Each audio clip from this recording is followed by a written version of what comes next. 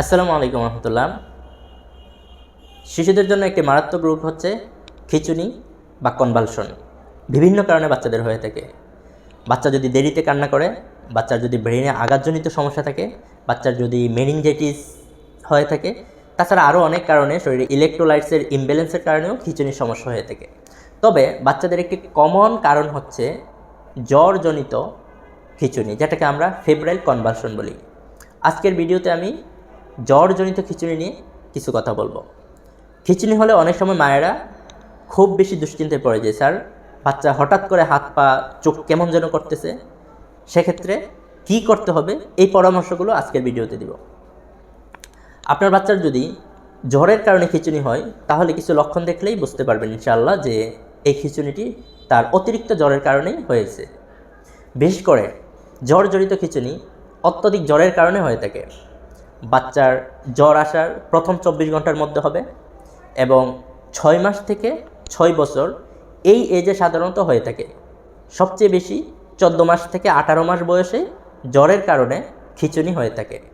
জ্বরজনিত খিঁচুনি যখন হয়, বাচ্চার খিঁচুনি চলে যাওয়ার পরে বাচ্চার সব কিছু স্বাভাবিক হয়ে যায়, বাচ্চার অ্যাক্টিভিটি আবার আগের মতো নর্মাল হয়ে যায়। এই খিঁচুনির সাথে বাচ্চার মেনিনজাইটিস বা খারাপ কোনো খিঁচুনির লক্ষণ সাধারণত থাকে না।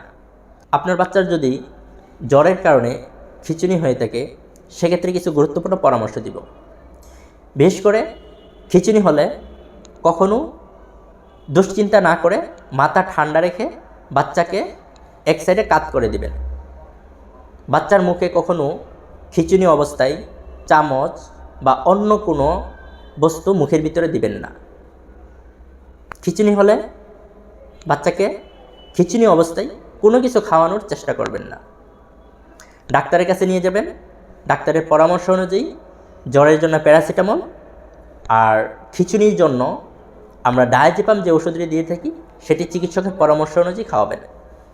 এই খিঁচুনিটি আমরা জানি যে একবার হলে পরবর্তীতে 6 বছর বয়স পর্যন্ত যে কোনো সময় জ্বরের পাশাপাশি খিঁচুনি হতে পারে।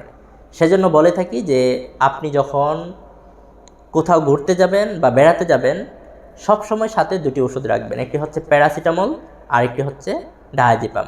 বাচ্চার যখন পরবর্তীতে জ্বর আসবে, চিকিৎসকের পরামর্শ অনুযায়ী বাচ্চার ওজন এবং বয়স অনুযায়ী এই দুটি ওষুধ সাথে সাথে খাওয়াই দিবেন, যেন বাচ্চার পরবর্তীতে খিঁচুনির সমস্যাটি না থাকে। ধন্যবাদ সবাইকে।